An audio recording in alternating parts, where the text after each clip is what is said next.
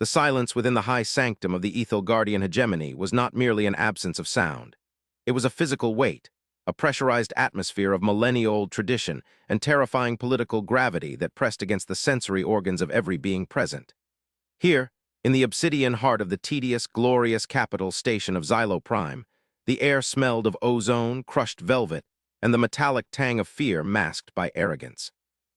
The chamber was vast, a cavernous sphere of polished black stone carved from the core of a dead moon, illuminated only by the bioluminescent veins running through the walls and the floating, holographic orbs of the ruling triad.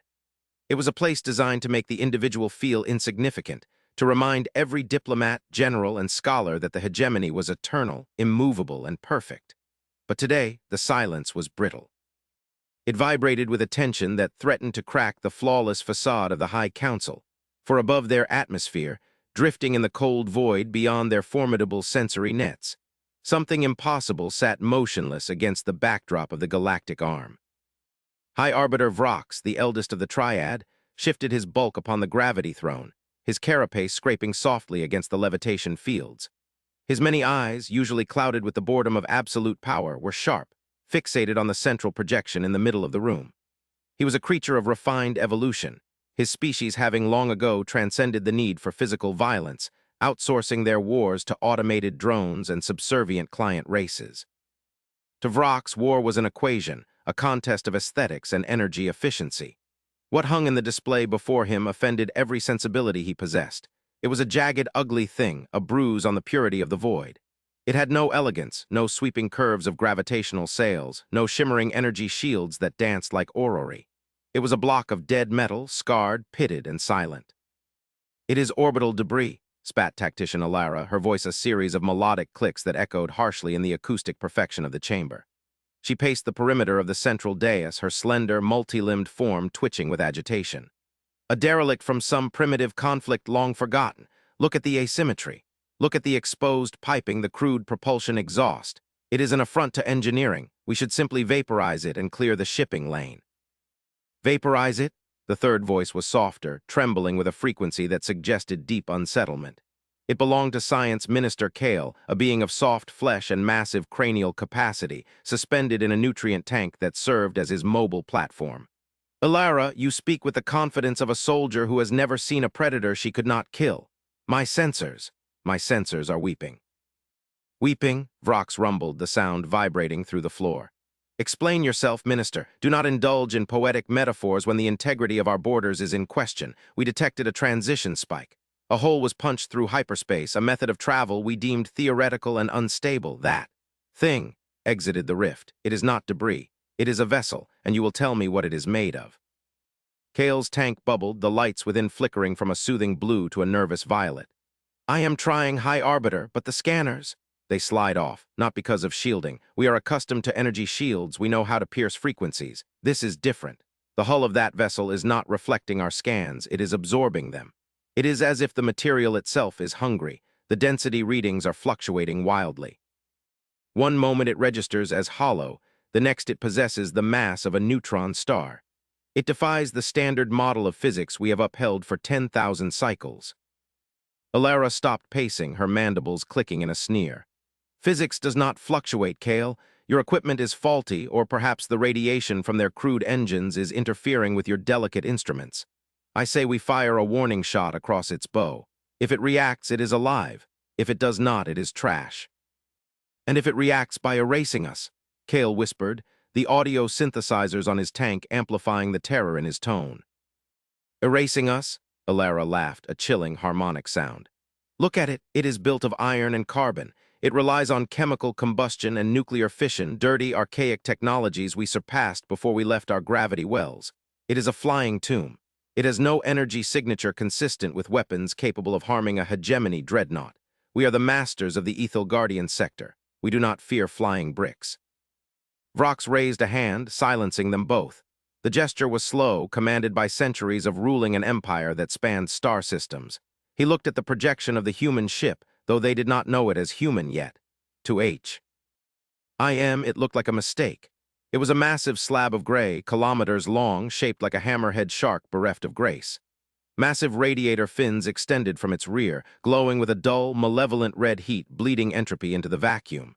Antennae and sensor arrays sprouted from its hull like chaotic fungus, seeking, listening.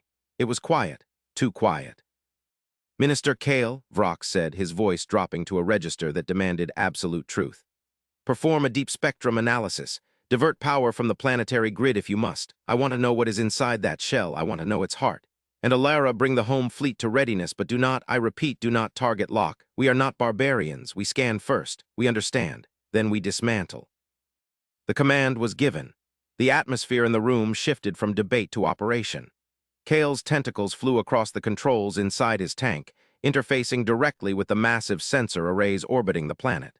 Across the system, energy was siphoned from civilian sectors, dimming the lights of billion-soul cities to power the eye of Ethelgard, the most advanced analytical scanner in the known galaxy.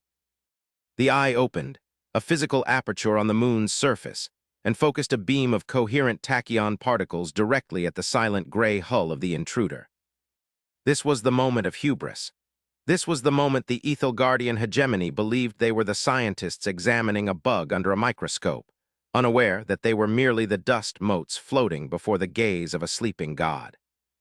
The scan initiated. Minutes stretched into hours. The silence in the chamber deepened, becoming heavy and suffocating. The holographic display began to populate with data, cascading waterfalls of glyphs and numbers that scrolled too fast for the naked eye, but the triad was linked neurally to the flow. At first, the data seemed nonsensical. The outer hull was indeed a composite of superdense alloys, battered and scarred by impacts that would have shattered a moon. There were scorch marks from plasma burns, craters from kinetic impacts, and strange, swirling discolorations that suggested exposure to dimensional rifts. It was a ship that had not just traveled, it had survived. "The armor," Kale murmured, his thoughts projecting into the shared mental space of the room. "It is thick, absurdly thick, meters of ablative plating layered over by the void. Is that molecularly bonded diamond? No, it is collapsed matter. They have taken the material of a dwarf star and forged it into plating. How do they move this mass?"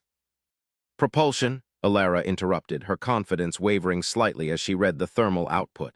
"I see fusion drives, primitive, yes, but scaled to an insanity I cannot comprehend. The output. They are venting enough heat to sterilize a continent just to keep the engines idle. This is not engineering, this is brute force. This is madness." "Go deeper," Vrox commanded, feeling a cold pit forming in his stomach. "What is the weapon capability?" Kale pushed the sensors harder. The tachyon beam penetrated the outer shell, sliding past the lead lining, past the redundant bulkheads, past the labyrinth of corridors and maintenance tubes. And then the sensors hit the core.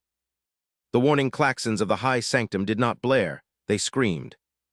The lights in the chamber turned a blood red as the system detected a threat level that exceeded the pre-programmed parameters of war and entered the theoretical category of extinction event. The holographic display flared, resolving the internal structure of the ship into a terrifying clarity. They saw the guns first, not just a few turrets, but thousands. The ship was a fractal of weaponry. Railguns the size of skyscrapers ran the length of the keel. Missile silos honeycombed the flanks, filled with warheads that radiated a strange, sickly energy signature, antimatter, containment fields barely holding back annihilation. But it wasn't the number of weapons that stopped the hearts of the triad. It was the nature of the central spinal mount. It ran the entire length of the ship, a single linear accelerator built around a singularity containment field. That is a captive black hole," Kale whispered, his mind recoiling from the data. "They are using a singularity not for power, not for travel, but as a projectile driver. They are firing slivers of event horizons. If they fire that weapon, they do not just destroy a ship, they delete the coordinates from space-time." Vrox stared at the reading. The sheer inefficiency of it was baffling, but the lethality was absolute. But then the scan went further. It analyzed the biologicals on board. It scanned the crew. "Report," Vrox croaked, his throat dry. "The crew, what are they?" Kale's tank was vibrating violently now. I cannot process the psychology. I am reading thousands of biosigns, bipedal, mammalian, high calcium density, but their stress hormone. High arbiter, they are flooded with cortisol and adrenaline, yet their heart rates are near hibernation levels. They are in a constant state of combat readiness biologically. But it is the the history encoded in their cybernetics. Cybernetics? Alara asked, stepping back from the table. They are integrated, Kale said, his voice breaking. The ship is not just a vehicle, it is a prosthetic. The crew is plugged into the weapon systems, and I am reading archives. The scan picked up leakage from their data core, histories, wars. The display shifted, showing fragments of data the scan had scraped. Images flashed in the minds of the aliens. Burning cities, mushroom clouds, kinetic bombardments, trench warfare, gas, plague. It was a montage of horror that spanned thousands of years. The Ethel Guardians had known war as a sterile, calculated exchange of drones. This species knew war as mud, blood, and the screaming of the dying. They have fought themselves, Vrox realized, the horror dawning on him. They did not evolve to fight the void, they evolved to fight each other, and they survived. They turned their entire planetary industry into a forge for weapons like this. Wait, Kale screamed, a sudden piercing sound. The energy signature, the core, it's spiking. They sense the scan, they know. On the main screen, the gray slab of the human ship shifted. It didn't turn. It simply rotated on its axis with terrifying speed for something so massive, the thrusters firing with blinding white light. The hammerhead, front of the vessel, aligned perfectly with the high sanctum. The red radiators flared brighter, turning from dull crimson to blinding violet. They are targeting us, Alara shrieked, her tactical composure shattering. Shields, raise the planetary shields, scramble the fleet. Belay that order, Vrox roared, standing up, his massive frame shaking. Do not provoke them. If that spinal mount fires, the shields will mean nothing. We are staring down the barrel of a god slayer. Open a channel. Now, universal frequencies, mathematical constants, anything. The panic in the room was palpable. The ancient, arrogant rulers of the hegemony were suddenly reduced to frightened children hiding from a storm. The scans had told them everything they needed to know. The ship above them was not an invader. It was a survivor. It was a vessel built by a species that expected the universe to try and kill them every single day, and had decided to kill the universe right back. The redundancy, the armor, the overwhelming firepower, it wasn't for conquest. It was for insurance. Channel open, the communications officer wept from the lower pits of the chamber. Broadcasting on all bands. The static on the main screen cleared. There was no grandeur, no golden throne, no alien warlord screaming demands. The image resolved into a bridge, utilitarian, cramped, lit by the harsh glow of tactical displays. Wires hung from the ceiling. The crew visible in the background were moving with terrifying efficiency, their hands flying over consoles, their faces illuminated by the readouts. In the center of the frame stood a human. He was not physically imposing compared to the hulking Vrox. He wore a uniform of dark blue, stained with grease and what looked like coffee. His face was lined with exhaustion, a scar running from his temple to his jaw. He looked bored or perhaps patiently annoyed.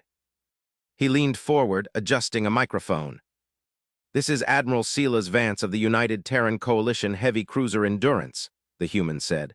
His voice was deep, gravelly, translated instantly by the hegemony's computers.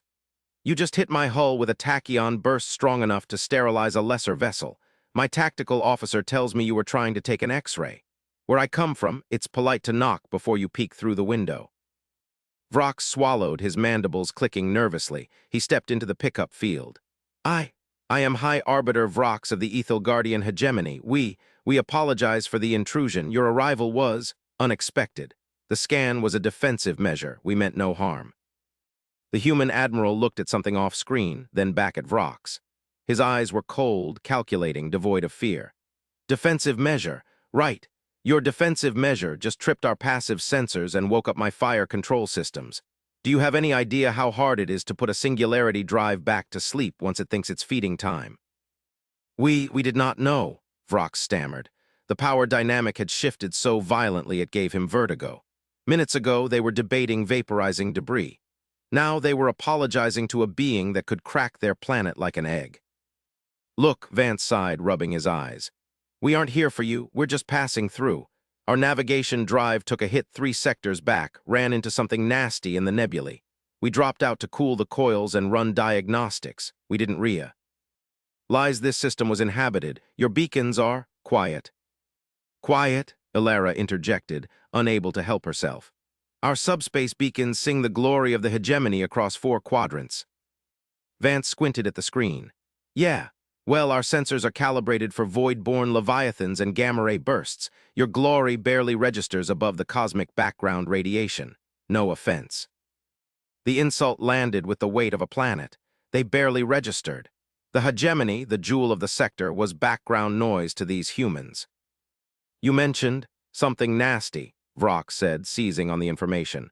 3 sectors back, that is the edge of the uncharted dark zone. What could possibly damage a vessel such as yours? Vance's expression darkened. The boredom vanished, replaced by a haunted look that sent a chill through the alien assembly. You don't want to know, trust me. If you guys are as peaceful as you look, and by the way, nice architecture, very shiny, you should probably reinforce your outer perimeter. There are things waking up in the dark. We're just the early warning system. Early warning system? Kale's voice trembled. With a ship like that, you are a warship, you are a destroyer of worlds. Vance laughed, a dry, humorless bark. The Endurance? Son, you scanned the hull, but you didn't check the manifest. This isn't a frontline battleship. This is a rescue tug. We're an ambulance. I'm carrying 3 million refugees in cryostasis in the cargo hold. The guns are just to make sure we get them home. The silence that followed was absolute. An ambulance? Vrox looked at the readings again.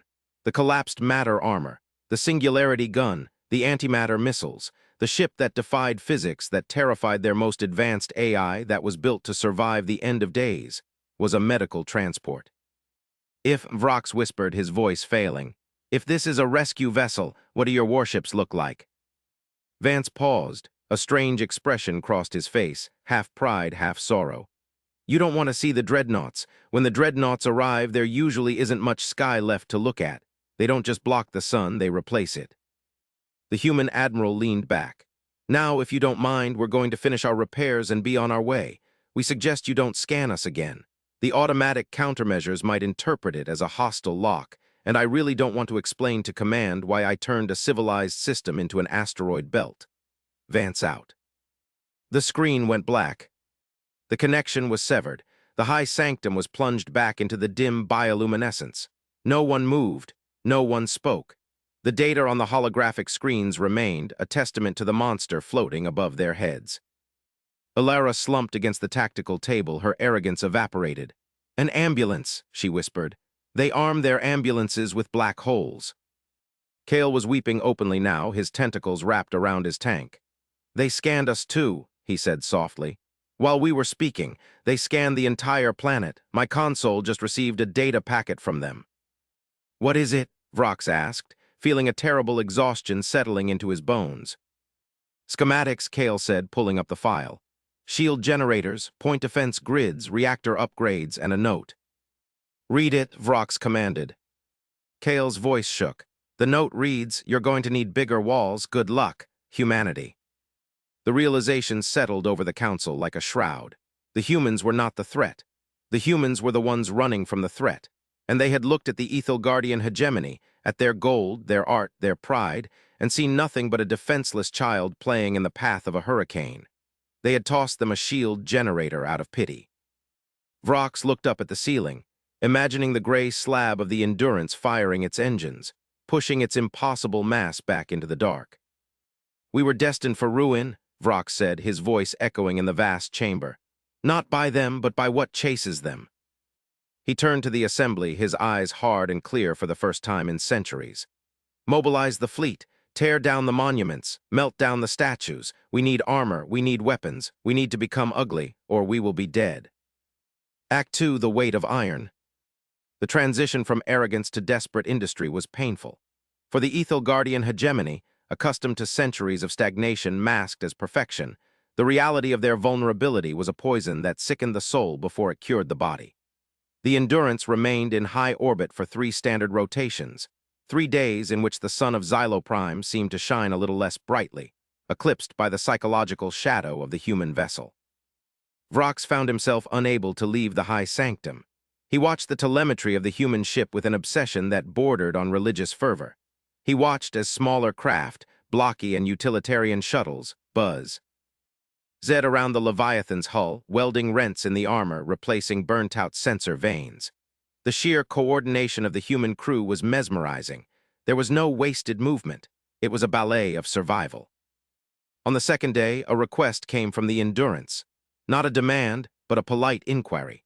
They required heavy water and refined fissile materials, isotopes the hegemony considered waste product from their clean energy reactors, but which the humans apparently guzzled like water. Vrox personally authorized the transfer. He insisted on accompanying the transport shuttle. He needed to see. He needed to smell the air of these titans. The shuttle ride up the gravity well was silent. Ilara accompanied him, her usual polished armor replaced by a combat-ready vac suit, though she carried no weapon. To bring a weapon onto the Endurance felt like bringing a toothpick to a duel with a supernova. As they approached the human vessel, the scale became oppressive. The Endurance was a cliff face of metal that stretched beyond the horizon. The scars on the hull were veritable canyons. Vrox saw the remains of a bioorganic substance fused into one of the impact craters, a chitinous material that looked like charred bone, vast and terrible. "That is from the enemy," Ilara whispered over the comms, staring at the dead tissue. "Whatever they are fighting, it is biological." They docked in a cavernous bay that smelled of hydraulic fluid, ozone, and recycled air. The gravity was heavy, higher than Xyle standard, pressing down on Vrox's carapace. A reception committee waited for them. Not a parade, but a security detail. Soldiers in powered armor that hummed with servos, their faces obscured by opaque visors. They held rifles that looked like industrial tools, heavy and scarred. Admiral Vance was there, standing with his helmet under his arm. In person, he looked even more exhausted. His skin was pale, his eyes rimmed with red. He extended a hand, a primitive gesture the universal translator identified as a handshake. Vrox gingerly extended a manipulator claw. The human's grip was surprisingly strong.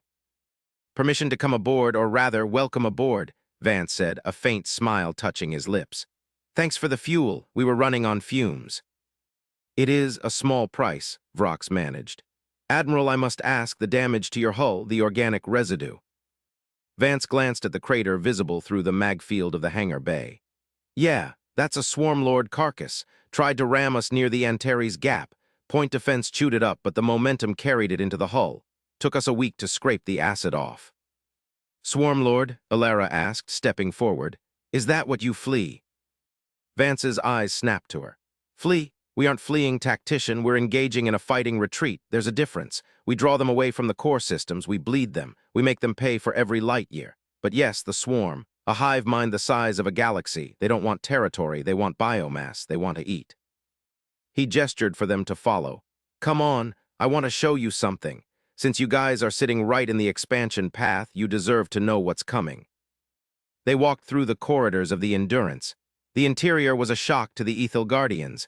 It was cramped, industrial, and utterly devoid of art. Every surface was utilized. Pipes, conduits, storage lockers, but what struck Vrox was the people. Humans were everywhere. Engineers fixing panels, soldiers cleaning weapons, civilians rushing with medical supplies, and they were all calm. There was no panic. They moved with a grim determination. Vrox saw a group of human children sitting in a corridor, listening to a teacher reading from a tablet. The juxtaposition of the innocent scene within the belly of a war machine disoriented him. "You carry children," Vrox said softly. "Families of the crew," Vance answered, not looking back. "And refugees from the outer colonies. We don't leave people behind, that's the rule. If the ship makes it, we all make it. If it burns, we all burn together." They reached a heavy blast door. Vance placed his palm on the scanner and it hissed open. Beyond lay the observation deck, a bubble of armored glass looking out over the curve of Xylo Prime.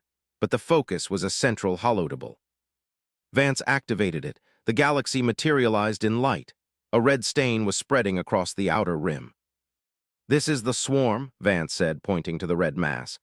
"They consume everything. Planets, stars, space stations. They adapt. If you shoot them with lasers, the next batch grows reflective armor. If you use kinetics, they develop elasticity. We've been fighting them for 200 years. Vrox watched the simulation. The scale was apocalyptic. "And you stopped them." "We hold the line," Vance corrected. "This ship, the Endurance, is part of the 7th Logistics Fleet. We support the front line. We patch up the wounded and drag broken ships back to the yards." "And the dreadnoughts?" Ilara asked, her voice hushed. Vance keyed a command. A new image appeared. It was a ship, but it defied logic. It was a moon-sized construct, a spear of pure energy containment. That, Vance said, is a Terra-class world breaker. We built 3 of them. They don't fire projectiles. They destabilize the gravity wells of stars. We use them to create supernovas to burn the swarm out of systems that are already lost. It's a scorched Earth policy on a galactic scale. Vrox felt physically ill. The humans destroyed stars to save the galaxy. The ethics of it were monstrous, yet the necessity was undeniable. "Why tell us this?" Vrox asked. "We are weak, we are nothing to you." Vance turned to him, his expression softening. "Because you remind us of us. Before the war, we were like you once, obsessed with art, with politics, with our own importance. We thought we were the center of the universe. Then the sky opened up and tried to eat us. We learned the hard way. We don't want you to learn the hard way." He tapped the console. "The schematics we sent you, they aren't just tech. They're adaptation protocols, how to shield your minds from the swarm's psionic scream, how to build kinetic drivers that can punch through chitin. We're giving you a fighting chance." "Why?" Ilera asked. "You owe us nothing." "Because," Vance said, looking out at the stars, "the universe is a dark, cold forest, and there are wolves in the trees. The only way any of us survive is if we build a fire together. We need allies, High Arbiter. Not today, maybe not tomorrow, but soon. When the 7th Fleet moves on, you'll be the rear guard for this sector. We need to know you can hold." The weight of the responsibility settled on Vrox. He was no longer a politician. He was being drafted into a war he hadn't known existed. We do not know how to fight like you," Vrox admitted, his pride finally breaking completely. "We have forgotten the old ways." "You'll learn," Vance said grimly. "Fear is a hell of a teacher." Suddenly the ship shuddered. The lights flickered. A siren began to wail, a low, mournful sound that vibrated in the teeth. "Action stations," a voice blared over the intercom.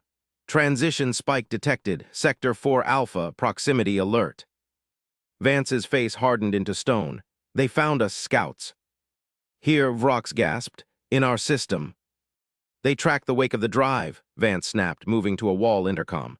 "Bridge, this is Vance. Status." "Sir, 3 swarm vanguards decloaking, hunter-killer class. They're locking onto the Endurance." Vance turned to the aliens. "You 2 better strap in. The ride's about to get bumpy, and tell your planet to keep those shields up. If a single spore lands on your world, it's game over." "What will you do?" Ilera cried as the blast doors sealed. "We're going to introduce them to the diplomatic pouch," Vance growled. Act 3, the Symphony of Ruin. The battle that followed was not the elegant, distant warfare of the Ethelgardian history books. It was a brawl. Vrox and Ilera were ushered to a hardened viewing gallery on the bridge. They watched as the Endurance came alive. The sluggish, blocky ship shed its lethargy instantly. The massive radiator fins glowed white-hot as the reactor output spiked to 400%. On the screen, the enemy appeared. They were nightmares made flesh and metal, biomechanical squids the size of cities, trailing tentacles of coherent plasma. They moved with a fluidity that mocked the laws of inertia. "Targeting solution locked," the tactical officer announced. She was a woman with a cybernetic eye that whirred as it tracked the targets. "Main railguns ready, singularity drive spinning up, diverting power to the forward shields." "Take the shot," Vance ordered calmly. The ship shuddered. A soundless concussion wave rippled through the hull. Outside, 3 streaks of light, moving at a significant fraction of C, slammed into the lead swarm vessel. There was no explosion. The impact was so violent that the enemy ship simply disintegrated. Kinetic energy turned mass into vapor instantly. The biological matter didn't burn, it atomized. "Splash 1, the officer reported. 2 targets converging, they're launching borders." "Point defense, free fire," Vance commanded. "Don't let them touch the hull." The Endurance became a porcupine of fire. Thousands of rotary cannons and laser batteries lit up the void, creating a wall of lead and light. The boarding pods, wriggling organic torpedoes, were shredded by the thousands. But some got through. They impacted the heavy armor, latching on like leeches. "Hull breach, Deck 14. Section 9, security teams responding." Vrox watched the internal monitors. He saw human soldiers in heavy armor engaging terrifying, multi-limbed horrors in the corridors. It was brutal, close-quarters combat. Shotguns, flamethrowers, combat knives. The humans fought with a ferocity that terrified the Arbiter. They didn't. "T retreat." They held every inch of hallway, using their own bodies as barricades to protect the cryobays. "They are efficient," Alara noted, her voice trembling. She was watching a squad of humans vent a corridor to space, flushing the intruders out along with the atmosphere, sacrificing the section to save the ship. "It is the math of survival," Vrox murmured. "They trade blood for time." Back in the void, the remaining 2 swarm ships were flanking the Endurance. They fired beams of corrosive green energy that splashed against the human ship's shields, boiling them away. "Shields at 40%. Roll ship," Vance barked. "Present the belly armor, charge the spinal mount." "Sir, the singularity drive isn't fully cycled. If we fire now, we risk a containment breach." "If we don't fire now, we're fish food. Fire." The Endurance groaned. The very fabric of reality seemed to stretch around the ship. Then the spinal gun fired. It was not a beam, it was a distortion. A tiny, invisible point of infinite mass was hurled at the enemy. As it traveled, it pulled light and debris into it. It struck the second swarm ship. The effect was instant and horrific. The enemy vessel crumpled inward, imploding as the micro-singularity ate its core. For a split second, the swarm ship was the size of a marble, and then it vanished, releasing a shockwave of hawking radiation that washed over the sensors. "Target 2 down," the officer yelled, sweat dripping from her face. "Target 3 is retreating, it's trying to jump." "Don't let it report back," Vance said, his voice low and dangerous. "Missile batteries are through Z full spread, pattern Alpha strike." The flanks of the Endurance opened. Hundreds of missiles streaked out, their trails weaving a complex net. They didn't fly straight, they coordinated, cutting off the escape vectors. They slammed into the fleeing ship in a sequential ripple of nuclear fire. The third ship blossomed into an expanding cloud of plasma. Silence returned to the bridge. "Status?" Vance asked. "All targets destroyed. Hull breaches sealed. Casualties. 12 dead, 30 wounded. Boarding parties neutralized." Vance nodded, slumping slightly into his chair. "Good work. Get repairs underway. We jump in 6 hours." He turned to Vrox and Alara, who were standing frozen in the gallery. "That," Vance said, gesturing to the debris field, "was a scouting party, 3 ships. The main fleet has 10,000. Now do you understand?" Vrox understood. He understood perfectly. The ruin he had feared from the human ship was nothing compared to the ruin that hunted it. The humans were not the destroyers, they were the wall, and the wall was covered in scars. 6 hours later, the Endurance was ready to leave. The Guardian Council had mobilized. Every factory on Xylo Prime was being retooled. The pleasure yachts were being stripped for armor plating. The statues of the Triad were being melted down to build railguns. Vance stood on the bridge, looking at the screen where Vrox's face was displayed. "We are leaving you the encrypted database," Vance said. "It contains everything you need. Technology, tactics, star charts of the safe zones. Don't stay here. This system is compromised. You have maybe a year before the main body of the swarm arrives. Build your ships, pack your people, and run toward the Galactic core. We'll be there." "Admiral," Vrox said, his voice heavy with a new kind of dignity. "We scanned your ship to find a weakness. We found only strength. We judged you by your aesthetics, and we were fools. You have saved us from our own arrogance." "Don't thank me yet," Vance replied. "Just survive. That's the only thanks we need. Humanity is tired of being the only ones left standing." "We will meet again," Vrox promised. "And next time we will not be hiding behind you. We will stand beside you." Vance smiled, a genuine, tired smile. "I hope so. Endurance out." The massive gray ship turned away from the planet. The space around it distorted, shimmering like heat haze. With a crack of thunder that propagated through the subspace bands, the vessel vanished, jumping into the dark to continue its endless war. Vrox stood in the high sanctum. The silence was gone. The room was filled with the noise of shouting commanders, the hum of tactical displays, and the frantic energy of a civilization waking up from a long dream. He looked at the empty space where the human ship had been. He looked at the schematics of the Terra-class world breaker that Kale was already analyzing with a team of terrified but determined engineers. The Guardians had scanned Earth's warship and instantly knew they were destined for ruin. But the ruin was not an end. It was a shedding of the old skin. The scan had destroyed their vanity, their sloth, and their false sense of security. In the ruins of their arrogance, they would build a fortress. Vrox activated the planetary comms. "Citizens of the hegemony," he began, his voice booming across the cities. "Look to the sky. Do not fear the dark. Prepare for it. Today we cease to be artists. Today we become iron." And deep in the void, moving away at impossible speeds, the Endurance carried on, a scarred, ugly, beautiful guardian in a universe that wanted them dead, unaware that they had just lit a fire in the heart of a sleeping empire. The humans didn't know if the Xyle would survive. They didn't know if anyone would. But as Vance watched the stars streak by, he knew one thing. They wouldn't die alone, and in the cold infinite, that was the only victory that mattered.